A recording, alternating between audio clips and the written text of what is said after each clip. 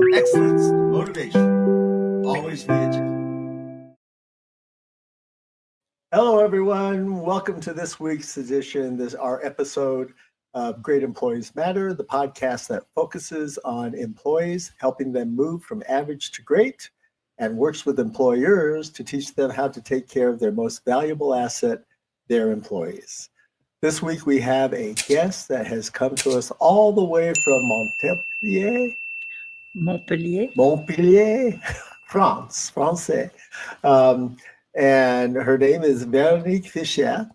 Véronique is a coach. She's a clarity coach and a formatrix and an incredible person that we know already because she has introduced us to other guests that have been almost as outstanding as she's going to be. So let me turn it over to Kobe. He'll bring us in properly, and then we're going to have a nice little interview with Véronique. Yeah, I want to say welcome to Great Employees Matter. Greatness, excellence, motivation. Make sure you like, subscribe, and share if you're feeling the information. And if you want to reach out to us and give us some guest ideas or even some questions or topic ideas, you can reach me at koby@greatemployeesmatter.com because they do. And with that, I want to get right into it. Miss Véronique, I'm not going to have a French accent like Mr. Jimmy over here, rolling the C's and R's and everything. But I am really glad that we met. We met at a networking event earlier this week, and you were, really humbled to come on our show and talk about what you do. But you are from France. So I want to start by saying, what brings you to Las Vegas? What brought you out here? So I am very, very lucky to have really good friends that live here. That's the first thing. And the second is I happen to be coming to support some events with Tony Robbins. So, and then it was in Los Angeles. So that's very close. It's just a short drive here. And I also have a mastermind meeting in Las Vegas tomorrow and the day after. So perfect timing. Okay, so you came out for business. I did. What is it that you do? Tell us a little bit about you, even though Jimmy did. Tell us a little bit in your own words. Well, I call myself a clarity coach because what I find is in a lot of cases when I coach people, and I coach CEOs, C-suite executives in general, business founders, business owners, is that it's lonely at the top. And especially when you're wrestling with a specific decision, very often you don't have clarity about what you're trying to do. And the way I describe what I do with them is I kind of hold the bucket for everybody to put their things in, and then I hold the mirror so they can make a decision and hold themselves to it.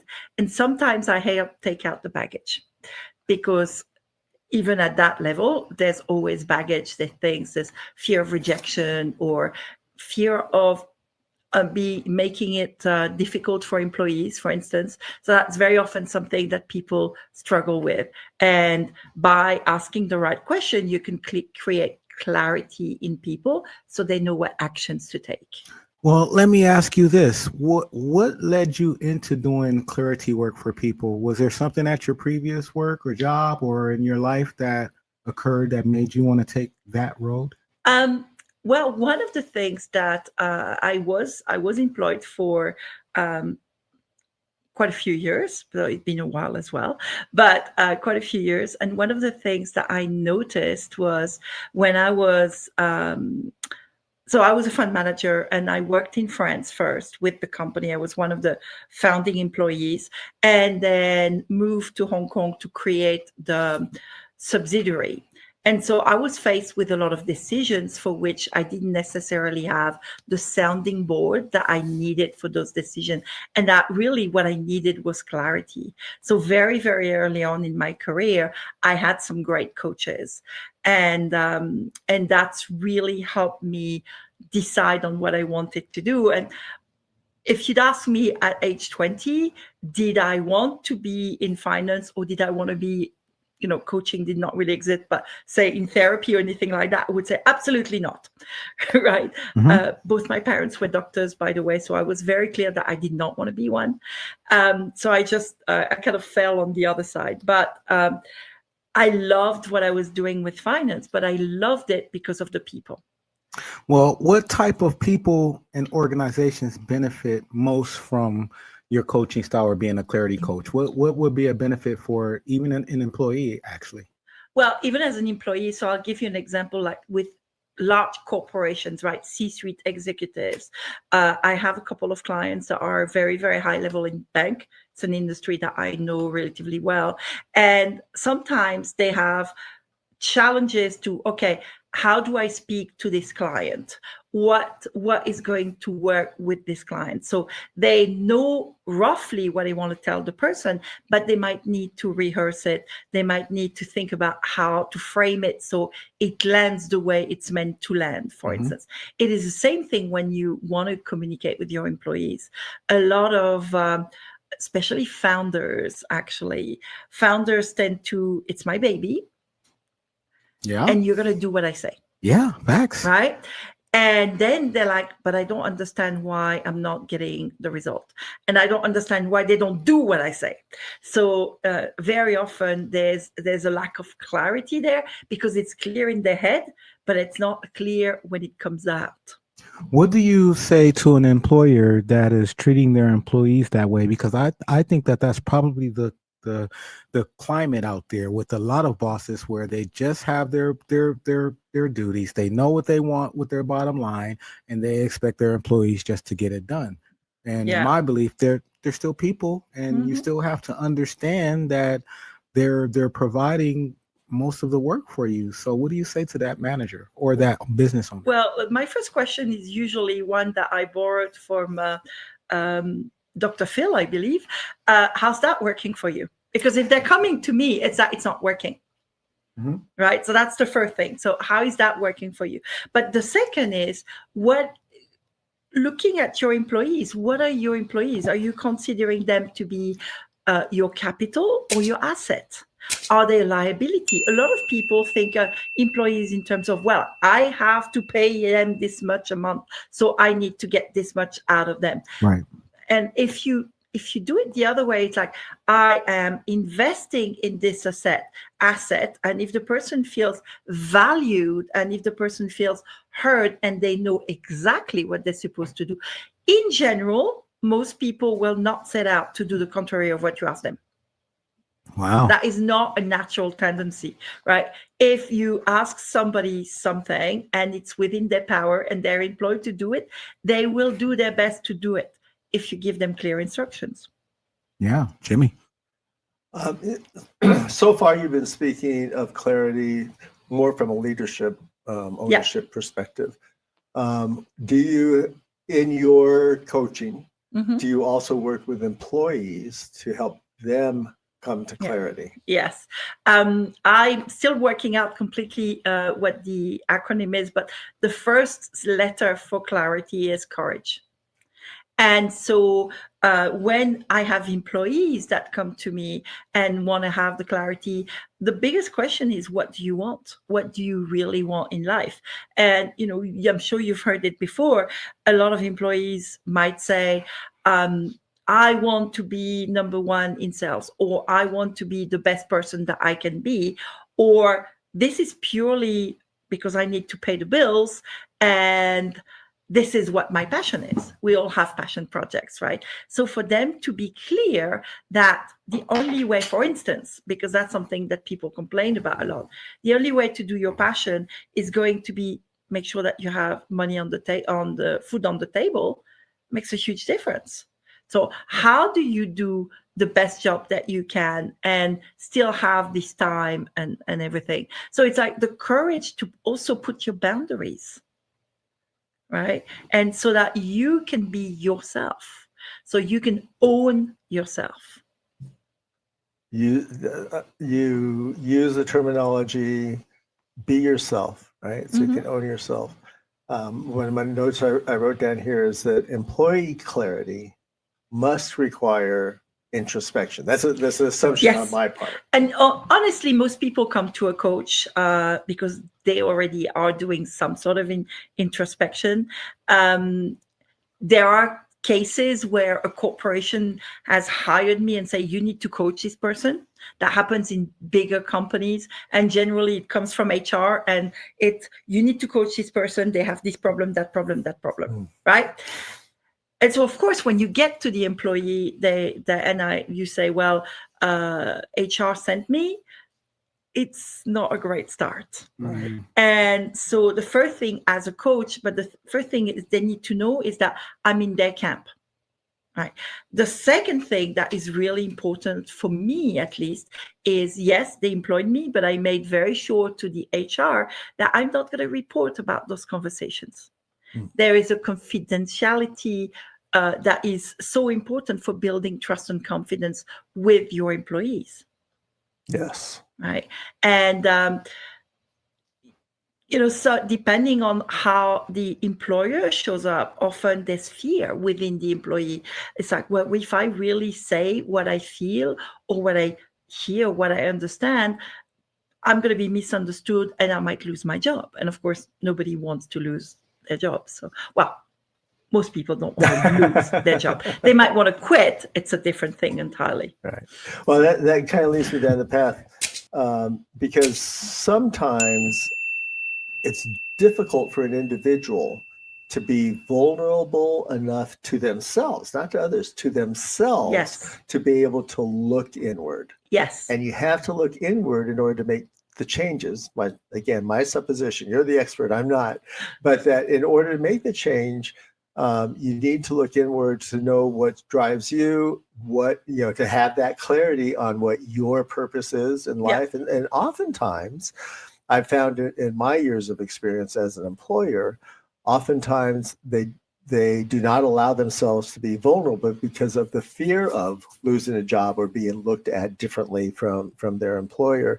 So how do you manage that? How do you get an employee to feel comfortable enough? How do you develop that trust? Because you're coming in as a consultant, right? As a coach. Yep. How do you develop that trust of them in you so that they can be vulnerable enough to look at themselves? Well, as I say, one of the things I always do is hold a mirror, right? And the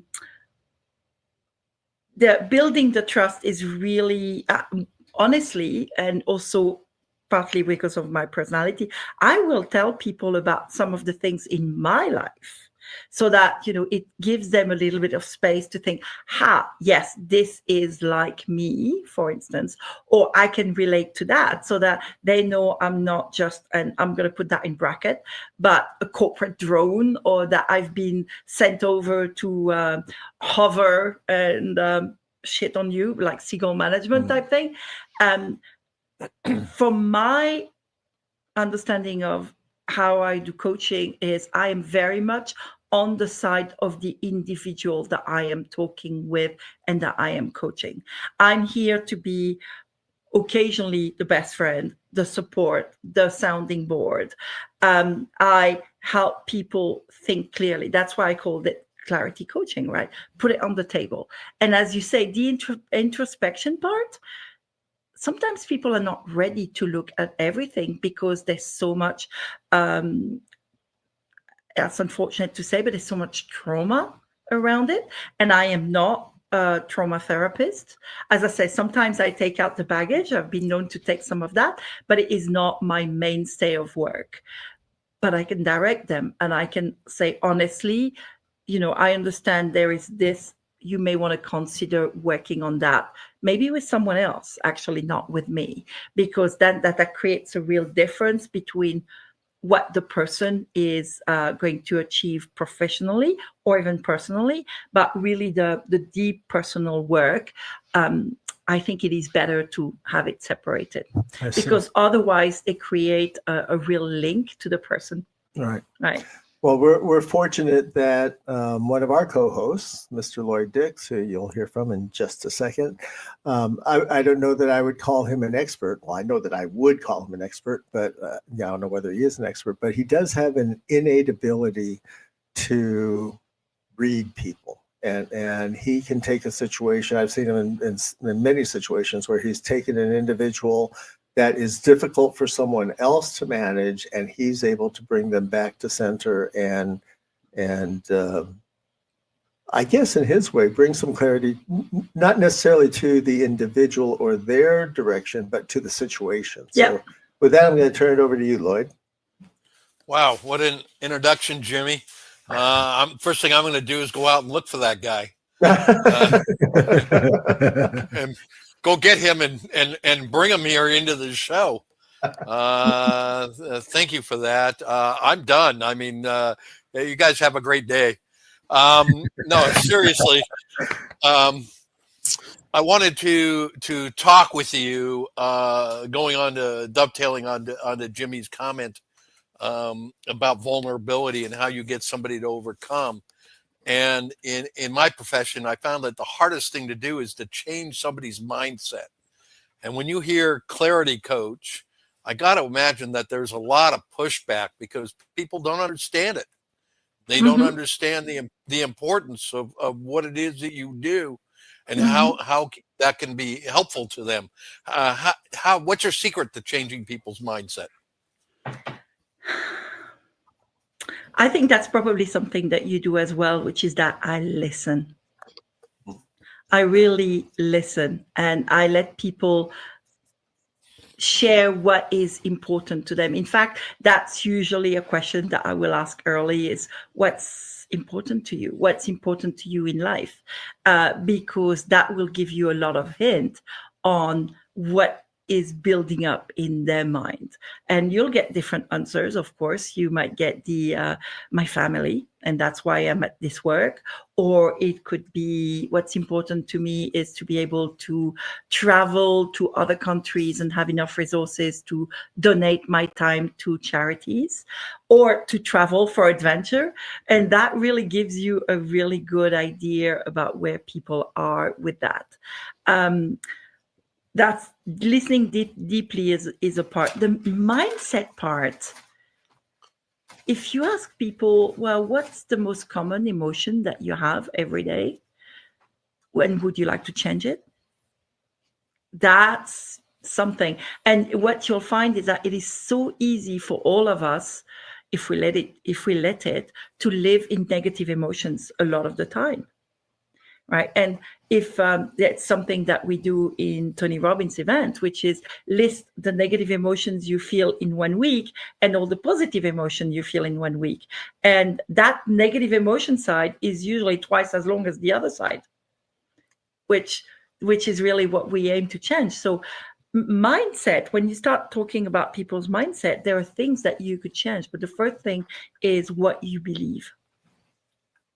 If you have an innate belief that everybody's after you, you'll be looking for the next person that's going to come for you. But if you believe that the world is good, generally more good things come your way. So that's kind of how I see it. And I got to imagine that by the time they get to you, they've tried to fix it on their own several times without success, right? Before you go out and you hire a consultant or somebody to come in and tell me what I'm doing wrong, I'm going to try to fix it. So they've already experienced some disappointment on their own. How do you keep them thinking positive, and what's the secrets to keeping them going forward? One of the things for what's happened and that's gone wrong in the past is to remember that everything, for me at least, everything happens for a reason. What are the learnings that I can take from this so that, I can transform this experience into something positive? And it's that introspection part that we were talking about before. In a lot of cases, we're busy, right? We run through life. We drive to work. We work. We answer 600 phones at the same time. And these days we're kind of on a Zoom call and answering messages at the same time and everything. If people don't stop to just take a breath and ask themselves, what am I grateful for today?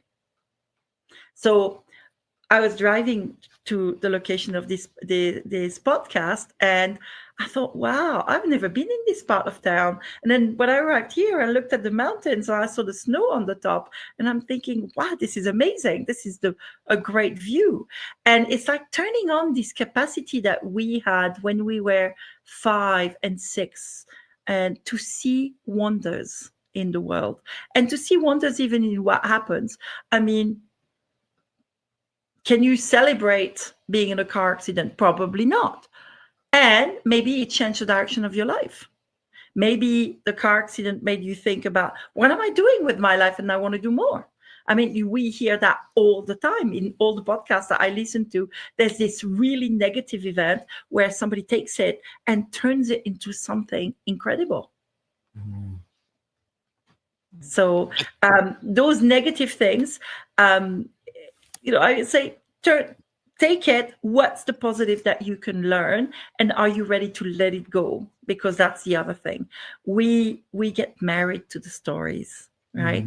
And people listen more to the stories where there's strife. One of the people that I learned with, Donald Miller, he says, everything is a story. And in a story, you always need to have a villain. And you always need to have either a sage that guides you, and if the movie was just Mark and Mary meet, they like each other, they kiss under the stars, and they get married and they have 5 kids, the end, would you go to the movie? That's Lloyd's life. Lloyd and Mary. They had perfect marriage. Okay, that's awesome. I love it. And buddy, do you expect that I got paid or something and I'm going to be giving you money? Do I owe you something? These unsolicited compliments. Yeah, I have to agree. You're being extremely nice to Lloyd today. What did you do? What are you trying to make up for? I just want to know. Did I lose a football bet to you? No, I spent the last podcast crying. Okay. Have to be positive. You know what? We miss you, Lloyd. We want you in studio. That's what the problem is. Okay. Goes with it. He's trying to smooth you so that you can come to the next podcast in person. Well, isn't that the way it works, right? Yeah, absolutely. Absolutely. That's what we do with coaching, right? Mm-hmm. And wooing people to the side that is going to serve them most is also what we do. Influencing is a great part of coaching. Should we segue to Kobe, or should we just kind of keep him out? Oh no, we can shift to Kobe if you want. I was just going to ask her, did you get to see the show Billions? Did that make it over to France?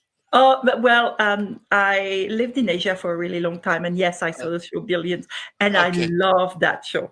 I did too. I thoroughly enjoyed it. And I was just wondering if the coaching in that show, I didn't even know that kind of coaching existed, and if that bore any resemblance to real life. Well, it bears some resemblance to real life. In fact, fun fact, because as I said, I do a lot of work with Tony Robbins.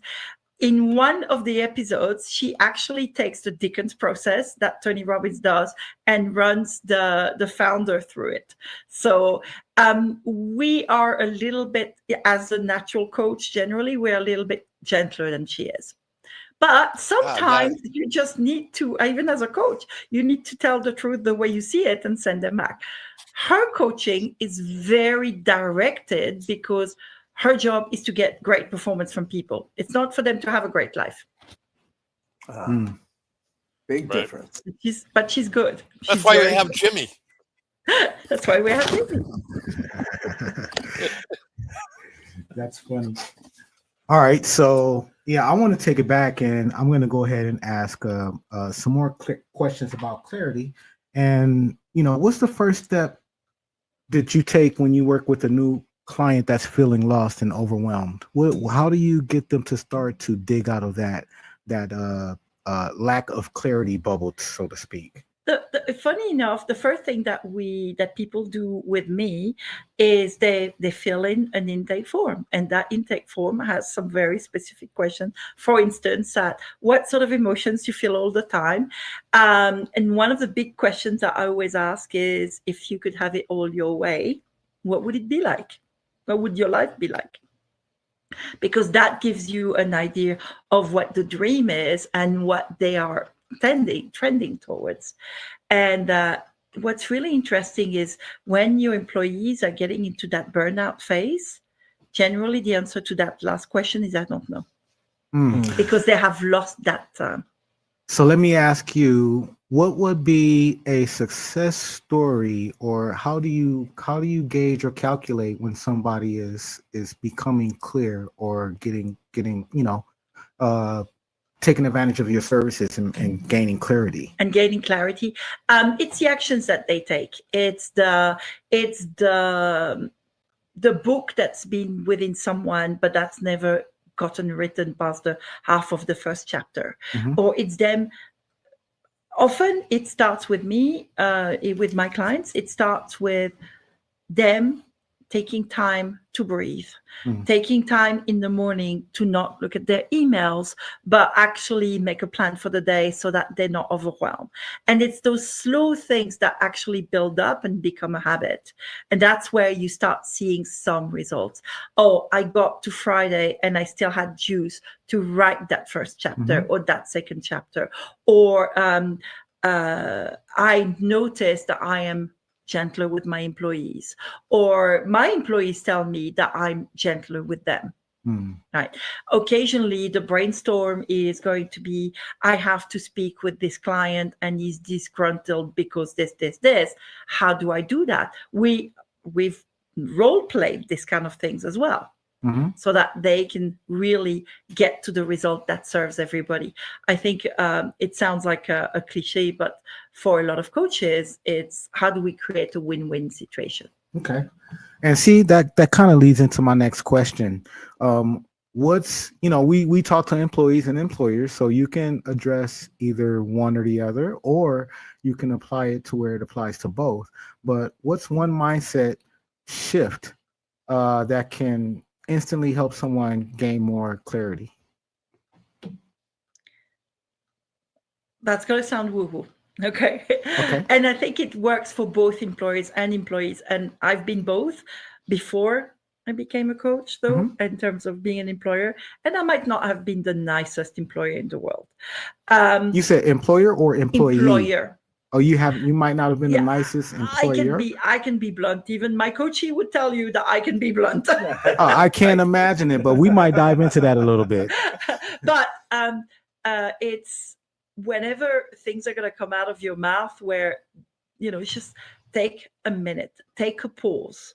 One sentence that I heard recently from Jefferson Fisher, I believe, that has a fantastic podcast on communication, is when somebody speaks to you, make the first word a breath. Wow. So before you're even going to answer, just take a breath and then speak, because that gives your brain just that split second to actually process what you were going to say it. And the second thing that is important, both for employees and employees, is remembering that in a lot of cases, people will always do more for others than they will for themselves. Oh, that's a fact. And I got to remember that, because my mouth usually flies off way faster than my brain wants it to. So that breath might help me to slow down the thought process, because it can be harsh. Yeah, Jimmy? That's a gem for us. So yeah, that is a gem. You had commented that sometimes at the end, when you come to the end of the questionnaire, the respondent sometimes says, "I don't know." That takes me as a former employer to the place of having a conversation about, to get personal with them, what's their purpose? Not their purpose with respect to the job necessarily, but just what's their purpose in life? What's important to them, right? Yeah. So when you get there, purpose requires clarity in order to act upon and fulfill that purpose. So how do you, is there a tool that one can use to help someone actually determine, identify, and solidify what their purpose is? Because I have found all too often that a lot of people just don't have a purpose. They haven't taken the time to figure out who they are. Yeah. Well, one of the questions that I ask often is, so what did you love to do when you were a child? Did you want to be a firefighter or did you want to be a helicopter pilot? That will give you some hints. Wow, I wanted to be an air squad firefighter. Yes. A helicopter firefighter. Right, you nailed that one. And don't even know me. That's funny. I'm Path United. So that's usually the first question, because that reconnects them to that spark that they had when they were a child. Honestly, if there's no spark at all and people say, I don't remember, there's usually a layer of trauma there that the brain has decided to protect them from. So that's something where I might just very gently ask them, well, in every day, what makes you smile? What makes you happy? It could be somebody that says, I love gardening, or I love cooking. Not me, obviously. I even stumble on the word. But whatever it is that lights them up. Because when you go through what lights people up, you can literally transfer that light up feeling into what they might be doing. I see. If you bring the same amount, or even depending on the employee, but if you bring even like 50% of the energy that you bring to your joy of cooking to your work, what is it going to look like? Can you picture it? Can you feel it? Can you hear it? And of course, we have some tools like, and I'm going to jargon up for a second, but like an anchoring, that is a neurolinguistic programming thing that we do a lot, which is go back to that feeling and then try to do the job in that feeling. Right, that's where it becomes. So that's some of the tools that we use. I do use a lot of NLP. I'm also trained in a number of other modalities. One of my favorite is something called emotional freedom technique, which you probably know in the US more as tapping. I'm going to break it down a little bit for the audience. Hold on, I'm going to break it down a little bit for the audience. She said NLP. That's involving neurolinguistics, which I actually have some extensive training on that because of my communication. But can you just touch, because I think being a clarity coach is important to know some neurolinguistic programming. So can you talk a little bit about what that does for people and what value that is? So neurolinguistic programming is kind of a side branch of psychology, but it was developed by a couple of doctors about 30 years ago, maybe 35 now. I'm aging myself. But so, for instance, what words we use to determine something. So say you were driving and somebody cuts you off, like comes right in front of you. And, you could say, I am so pissed off. This person drove right in front of me. It nearly caused an accident. Would the feeling be different if you said, I'm very disappointed in this driver, right? Or that was inconvenient. Or I wonder what happened to that person today that caused them to take this action at this time. Or maybe they're in a hurry because their wife is about to give birth. Right. So there's a lot of ways of seeing things, but just the language that you use will make a difference. And we were talking earlier before we started that about languages. As you know, I'm French. You probably hear it too. But so there's an expression that we use a lot in the US, so that I use with my friends and my good friends. I love you. It's much easier to say in French than it is in English. In English, than it is in French. So it will be very rare for somebody to, before they hang up the phone with you, they say je t'aime and they hang up. But in English, it's going to be very often like with my friends in Australia, American, love you, poof, hang up. The feeling is still the same, but we do things differently. That's both cultural and language. And so with neurolinguistic programming, they started there. And the premise of it is nothing has a meaning, but the meaning we make of it. So it's very important to remember that. It's like our brain up there is a meaning-making machine. So I can make a meaning out of the fact that it's sunny today. And for me, it makes me happy. Other person might think, oh my God, I'm going to get sunburned. right? Nothing has a meaning but the meaning we make of it. Very, very important to remember. And so with neurolinguistic programming and some of the exercises that we learn, we can change the meaning of things. You said the mind is a meaning-making machine. Meaning-making machine. Yes. That's a program. That's definitely a program. Yes. And the other thing, of course, is, we get a lot of input all the time. I think it's about 2 million bits a second. And of course, the brain will not remember 2 million bits. It doesn't need to remember. Do I need to know the feeling that is currently happening in my left toe right now when I'm speaking to you? No. Now, if I think about my left toe, the information will come up to me, but I don't need it. So the brain does 3 things that is really important to remember. Actually, I think the American way you would do it like this. But 3 things. The first one is delete. Not important, put it away. The second one is distort. And the third one is generalize. I think I'm good at number 1. I delete on a regular basis. I think we all do. We all do. But the distortion part is one of the interesting things, because I think we're in the same event and you will have a different reading than the person next to you. Yeah. And that's why, because we distorted it according to how we were feeling.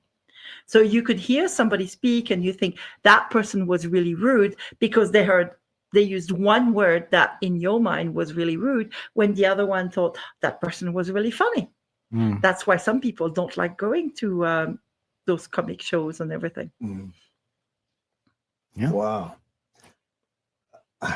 Wow. So do you offer courses, or is all of your work either one-on-one or one-to-many? I have done a fair amount of one-on-one work. I still do, but it's more concentrated. One-to-many is what I'm moving much more towards, and speaking with groups, depending on the size of the groups. And I'm also moving towards teaching more classes. So I have a number of things that I teach about. One of them is emotional freedom technique that I was talking about with earlier, which is a great technique when you know enough NLP, by the way. And it's really simple, and I love that it's a technique that people can own and they don't need to see a practitioner to work on the basics. So that makes a difference to me. And also I teach specific class actually for employees, which is soft skills, how to deal with aggression and how to communicate clearly, including how to communicate clearly using certain systems like BANK, B-A-N-K. That's a personality-based system for relationships in general. So Fascinating. Lloyd? As I'm sitting here and I'm listening to everything that she's saying, I couldn't help but think that she should have been a marriage coach.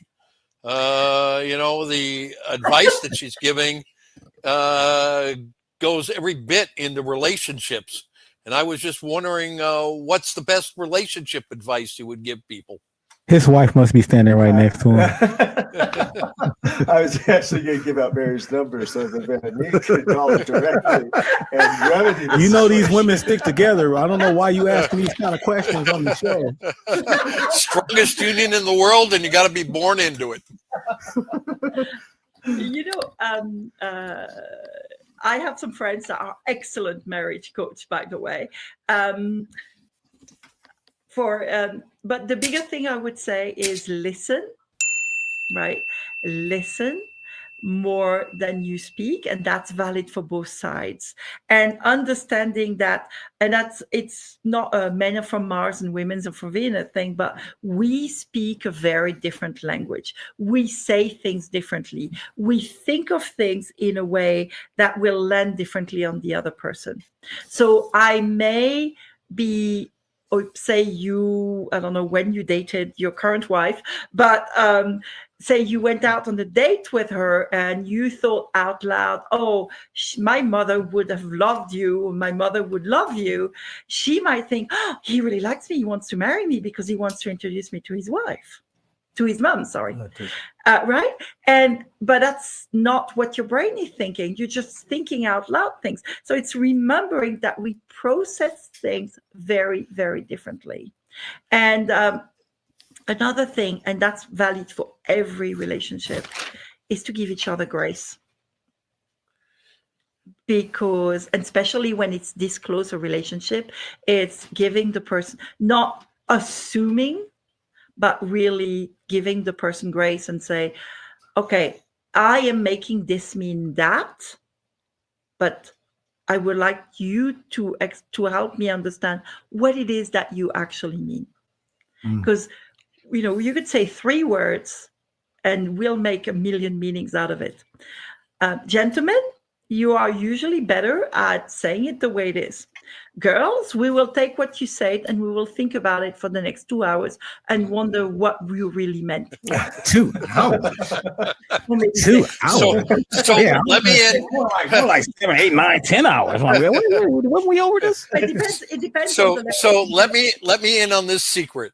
How is it that my wife knows what I'm thinking before I'm thinking it, and then gets me to do something and make me think that it was my idea?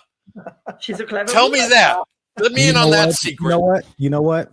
She says she's a clever woman. She's not going to tell you the answer. I told you earlier, these women stick together. I'm telling you. So no comment. She's a clever woman. Look. Oh, wow. Look. I'm speaking from experience because I had this experience with a girl in my face, 2 women, and they were both clearly wrong, but they wouldn't admit it. I'm just saying. Were they now? So something to think about. I had asked that question about the one-on-one versus one-to-many because this is the stage of our show where we go into shameless self-promotion, and that's a good segue for me to ask you how, if as we have people in our audience that want a clarity coach or want to know more about you, how do they reach you? What's your contact information, your website, all that sort of stuff? All right. So because I have my friends, my marketing friends are going to be horrified about that. I don't actually have a website. I speak to people, and then, but I will have within the next few months, because that's definitely in the plan. One of the easiest way to get hold of me is on LinkedIn, and just reach out to me that way, and we'll put some contact details in the show notes anyway, and then you can just get hold of me that way. I love talking to people, and I love spending a little bit of time getting to know them, because a coaching relationship, it's like a relationship. It really is a relationship. We need to see whether we are a good fit for each other, whether my brand of cookiness is what is going to match their brand of cookiness, or whether they think it can elevate them to another level. You just have become my piece of coal. And we make diamonds around here. I'm just telling you. So you just said some things that just lit me up. So we're going to have a good conversation. That sounds perfect. But yes, so that's the way to find me is going to be most likely through the details I will give you, as well as on LinkedIn. And just to reassure everybody, I believe there's only one Véronique Ficheux on LinkedIn. Is one of the advantages of having a really odd name. Wow. I used to have an odd name in 2000, and now everybody has my name. When I started the internet, because I started it, I was on there before everybody, and I was the only one with the name Kobe Dumas, Kobe Na Dumas, KD, Kobe D. Now there's thousands of me. It's crazy. Well, at least you bear the last name of a very, very good, prolific writer. Oh, yeah. I know Andre. All of songs. Several, actually. Yeah. So, yeah. All right. Well, I wanted to thank you profusely for what you've done for us in the last and 3 to days. us. You said it right. She did it to us too.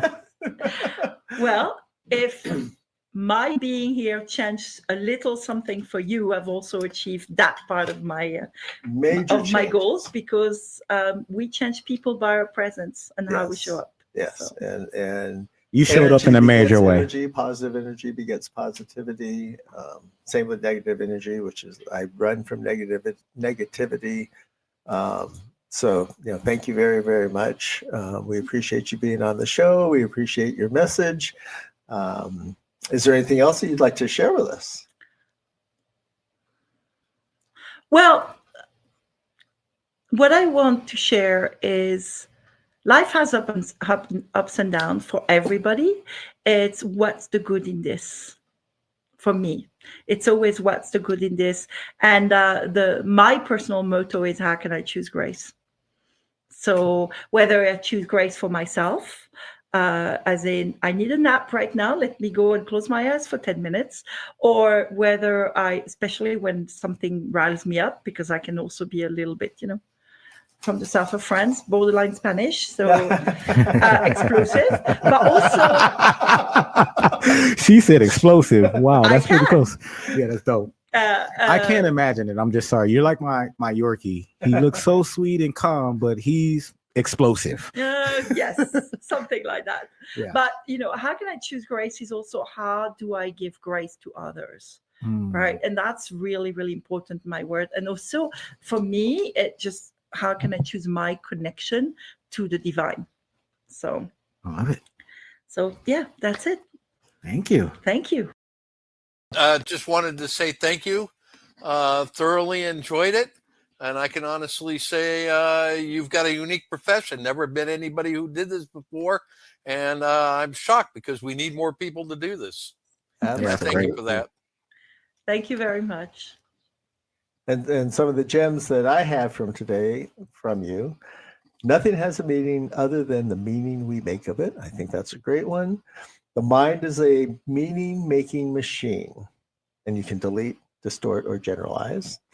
And then, how can I choose grace, and how can I show grace to others? So thank you for those 3 gems for me. You're very welcome. Kobe?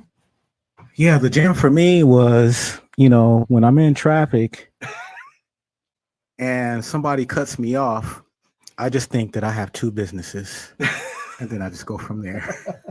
But no, we loved your show. We loved your presence. I love what you do. I suspect that we connected even at the networking event right away. Yep. We had empanadas. They were great. And so I look forward to working with you. And I'm very, very, very grateful to have been in your presence today. And thank you for the show. Thank you very much for having me here today. No worries. And with that, great employees matter. Greatness, excellence, motivation. Make sure you're liking, sharing, and please subscribe. Help us grow. Help us get people like this and get our message out to the people. See you next week. Always be a gem. There's 6,500 foreign languages spoken in the world, but we believe only one language has the power to unite and connect the human race. We call that language BANK. And BANK is a methodology that we created, which is personality-based. It's rooted in the principles of the 4 personality types, dating back thousands of years, with a very powerful modern-day twist that, when applied to business and relationship, creates extraordinary results. The number one problem is people want to make more money and they don't know how. So they have a problem actually connecting with their prospect, their lead, their customer, the person across from them. We teach them how to communicate more effectively and figure out their personality type, and then how to get a better connection, and it automatically leads, when people like you, they want to buy your product. What we specifically do for our clients is we teach them how to increase their influence, their income, and their impact up to 300%.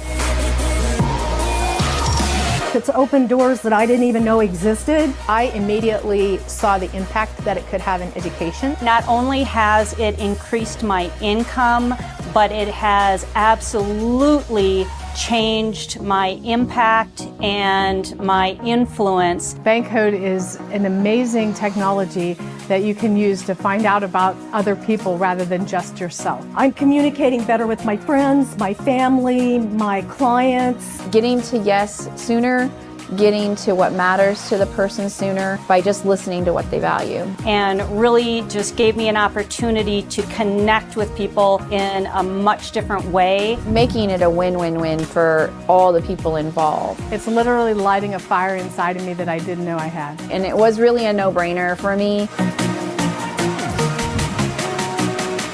There's a lot of assessments that are in the market. Ours is unique originally because most every other assessment was based in psychology, whereas Bank was based in what we call biology, spelled B-U-Y-ology, which was the science of buying behavior, or what we now understand as buy-in behavior. It's the science of communication. So it gave us a very unique ability to predict someone's buying behavior in less than 90 seconds, and now in nanoseconds using our Codebreaker artificial intelligence.